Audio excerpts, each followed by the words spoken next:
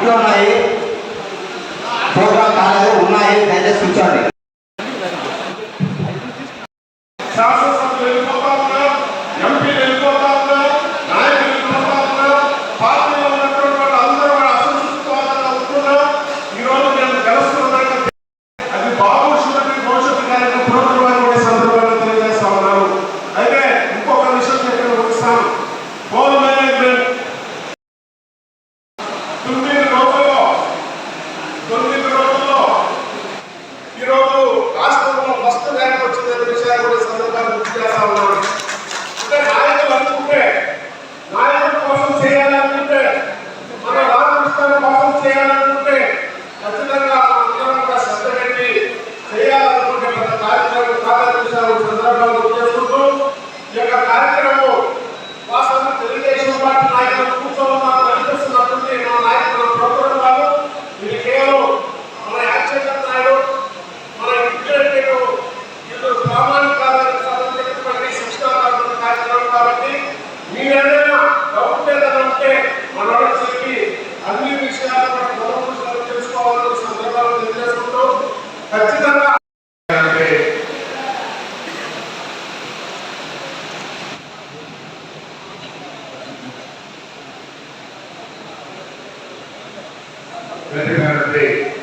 Telugu Desam party పరిశీలనలు జనరామయ్య గారికి, అదేవిధంగా గతంలో గౌరవనీయులు తిరుపతి పార్లమెంట్లో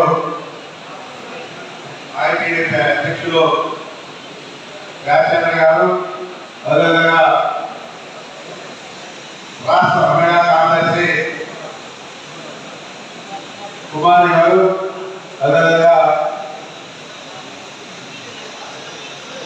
సత్య గారు,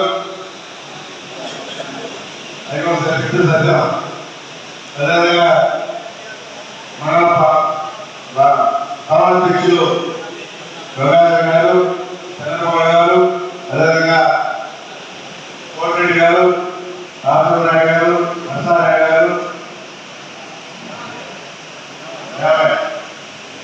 ముందున్నటువంటి తెలుగుదేశం పార్టీ కుటుంబ సభ్యులు, పత్రికా సభ్యులు అందరూ కూడా పేరు పేరు నమస్కారాలు తెలియజేస్తూ అందరూ కూడా మీకు సూచన ఇచ్చారు.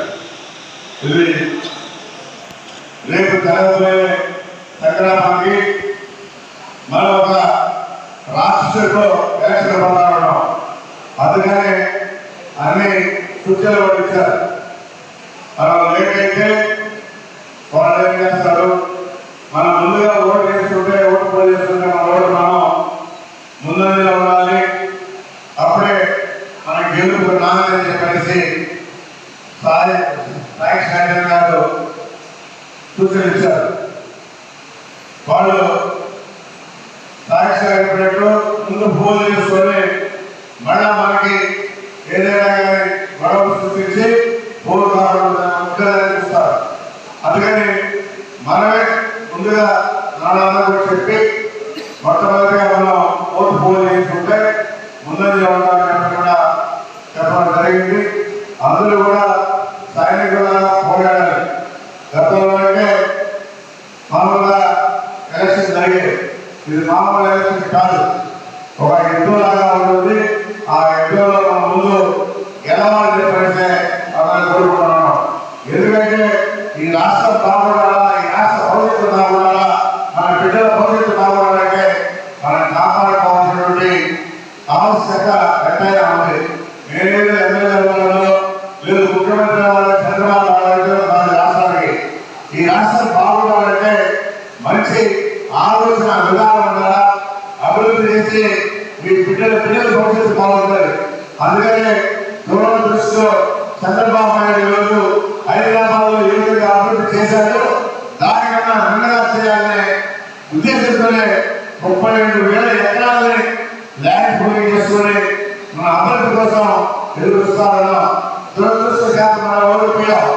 అయితే మన చూస్తుంటే మన రాష్ట్రంలో చూస్తుంటాం. ఈ రోజు ఈ ముఖ్యమంత్రి ఉన్నటువంటి ముఖ్యమంత్రి 3 ముక్కలాగా ఉన్నాడు, 3 రాజధానులు చెప్పి ఎదురుగా చేశాడు. అందుకని రాబోయే రోజుల్లో ముఖ్యమంత్రి చంద్రబాబు నాయుడు ఒకే రాజధాని అమలు చెప్పడం కూడా మనం చెప్పడం తప్పులు. ఆ